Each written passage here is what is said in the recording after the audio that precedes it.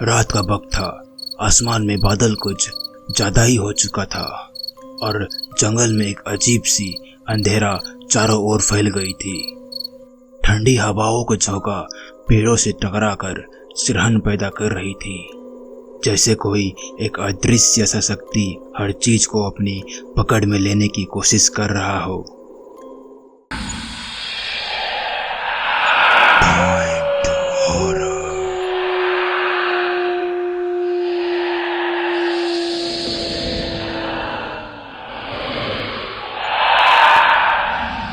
उस गांव के बड़े बुजुर्ग ने कई बार चेतावनी दी थी सरकटा के बारे में।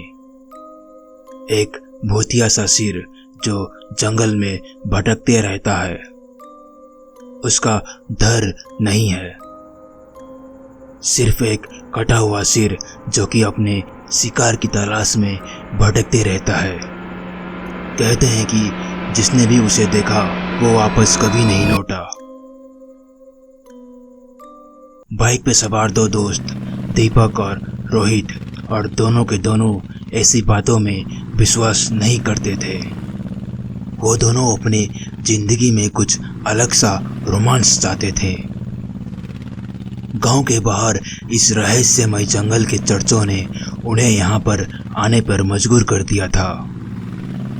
चलो देखते हैं ये सरकटा आखिर क्या भला है, दीपक ने हंसते हुए कहा, जबकि रोहित थोड़ा सा सहमा हुआ था। क्या तुझे सच में लगता है कि ये बस एक कहानी है? रोहित ने सवालिया निगाहों से दीपक को पूछा।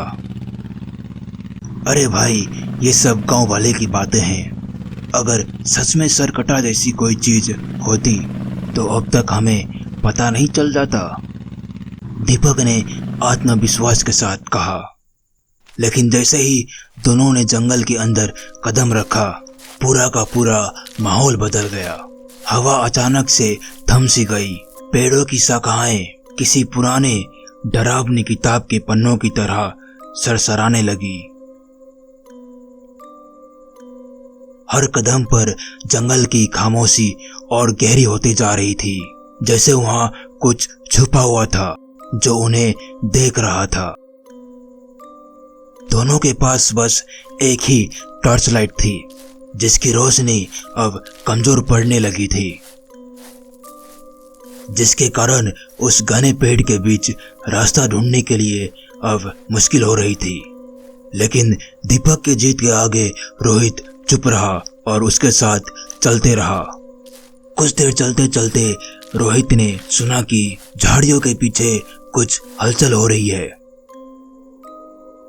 उसका कदम एक पल के लिए वहीं जम सा गया। तूने वो सुना? रोहित ने कांपती आवाज में पूछा। दीपक ने उसके बातों को नजरअंदाज करके हंसते हुए कहा, अरे ये जंगल की आवाजें हैं, ऐसा कुछ नहीं है। लेकिन तभी हवा में एक अजीब सा फुसफुसाहट गूंजने लगी, जैसे कोई उन दोनों का नाम ले रहा हो।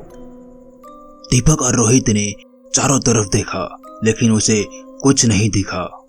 उनकी टॉर्च की रोशनी अब कमजोर पड़ने लगी थी और उस जंगल की घना अंधेरा उन लोगों के सामने एक दीवार जैसा खड़ा था। जैसे ही वो लोग आगे बढ़े, रोहित को अपनी रीढ़ की हड्डी में ठंडक महसूस हुआ। अचानक हवा में से एक गहरी आवाज आई जो सीधा उनके कानों में पड़ी, तुम भाग नहीं सकते। रोहित का दिल तेज धड़कने लगा। दीपक, कुछ बहुत गलत है, हमें वापस चलना चाहिए अब, उसने घबराते हुए कहा। अरे तू तो हमेशा डर जाता है, दीपक ने हंसते हुए कहा। लेकिन वो दूसरी बात है कि उसकी आवाज में भी हल्की सी घबराहट थी, जो कि वो नहीं चाहता था कि रोहित को पता चले। कुछ देर और चलते ही अचानक रोहित की टॉर्च की रोशनी बुझ गई। रोहित ने टॉर्च को मारकर स्टार्ट करने की कोशिश की, लेकिन उसकी वो कोशिश नाकाम रही। चारों तरफ अंधेरा छा गया। दोनों की कदम वहीं जम सी गई, जैसे कोई उन दोनों का पैर को जकड़ कर रखा हो। तभी एक तेज गुर्राने की आवाज हवा में गूंज गई और ये आवाज कहीं पास से ही आ रही थी। दोनों ने चारों तरफ देखा पर उसे कुछ दिखाई नहीं दिया। दीपक ने जल्दी से अपने मोबाइल का टॉर्च स्टार्ट किया, लेकिन उसकी रोशनी ज्यादा दूर तक नहीं जा पा रही थी। फिर अचानक पेड़ों के बीच से एक चेहरा नजर आता है, लेकिन वो कोई साधारण सा चेहरा नहीं था। ये एक कटा हुआ सिर था, हवा में तैरता हुआ। उसकी आंखें गहरी और लाल थी, जैसे कोई आग की लौ जल रही हो। उसका चेहरा खून से सना हुआ था और उसका आंखें उन दोनों पे टिकी हुई थी, जिसमें मौत का परछाई साफ नजर आ रहा था। दीपक ने चिल्लाते हुए भागने के लिए बोला, लेकिन उनके पैर में जैसे कोई जान ही नहीं बची थी। सरकटा का सर हवा में लहराते हुए उन दोनों की तरफ बढ़ रहा था। उसकी गुर्राहट अब और भयानक हो चुकी थी और उसकी आंखें तेजी से जलने लगी। रोहित ने खुद को संभालते हुए दीपक का हाथ पकड़ा और दोनों अपनी जान बचाने के लिए दौड़ पड़े, लेकिन सरकटा का सर अभी भी उन दोनों के पीछे पीछे उड़ रहा था। उसकी तेज गति और उसकी वो डरावनी गुर्राहट पूरी की पूरी जंगल को अपनी गिरफ्त में ले चुकी थी। भागते हुए दीपक का पैर अचानक से एक पेड़ की जड़ में टकराया और वो वहीं जमीन पर गिर पड़ा। रोहित ने उसे उठाने की कोशिश तो की, लेकिन सरकटा का सर अब उसके बहुत पास आ चुका था। उसकी वो लाल आंखें दीपक पर ही झुकी हुई थी और उसने जोर से एक चीख मारी।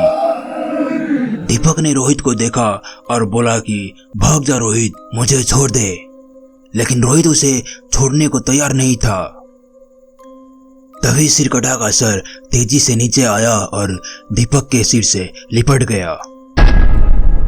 दीपक चीखते चीखते अपना दम तोड़ने लगा। उसका पूरा शरीर अकड़ गया और उसकी चीखें पूरा जंगल में गूंजती रही, लेकिन कोई उसकी मदद करने के लिए नहीं आया। रोहित ने यह मंजर अपने आंखों के सामने होते हुए देखा, जिससे उसकी आत्मा कांप गई। वो दीपक को बचा नहीं पाया था और अब सरकटा का सर उसकी तरफ मुड़ गया। रोहित ने अपनी बची हुई पूरी ताकत जुटाई और वहां से भागने लगा। उसकी सांसें अब तेज हो चुकी थी। उस घने पेड़ के बीच से दौड़ते हुए उसे ऐसा लग रहा था कि सारा जंगल उसकी जान लेने के लिए आगे बढ़ रहा हो। हर तरफ से फुसफुसाहट और गुर्राहट की आवाज आ रही थी। वो गिरते पड़ते जंगल के बाहर निकलने की कोशिश करता रहा, लेकिन सरकटा का सर उसकी हर चाल को पकड़ लेता। उसकी तेज चीखें और हवा में तैरती हुई उसकी मौत की परछाई बस कुछ ही कदम दूर थी। रोहित की टांगें अब जवाब दे रही थी और उसका शरीर पसीने से पूरा भीग चुका था। उसकी आंखों के सामने अंधेरा छा रहा था, पर उसने अपने आखिरी उम्मीद के साथ दौड़ते रहना जारी रखा। अचानक से जंगल के किनारे एक हल्की सी रोशनी दिखाई पड़ती है। ये गांव की सीमा थी। वो किसी तरह उस रोशनी की तरफ बढ़ा। सरकटा का सर उसके पीछे पीछे था। उसकी तेज सांसों की आवाज अब रोहित की कानों में गूंज रही थी। जैसे ही रोहित ने गांव की सीमा नांगी, सरकटा का सर वहीं रुक गया। वो हवा में थम गया। उसकी वो लाल आंखें अब और ज्यादा जलने लगी। एक भयानक चीख के साथ वो हवा में ही कहीं गायब हो गया। रोहित जमीन पर गिर पड़ा और उसकी सांसें उखड़ रही थी। उसकी आंखों में डर, थकान और दुख साफ झलक रहा था। दीपक अब नहीं था और वो जानता था कि जो उसने देखा वो सच था। सरकटा असली था और वो अभी भी उसी जंगल में अपने शिकार की तलाश में भटकता है।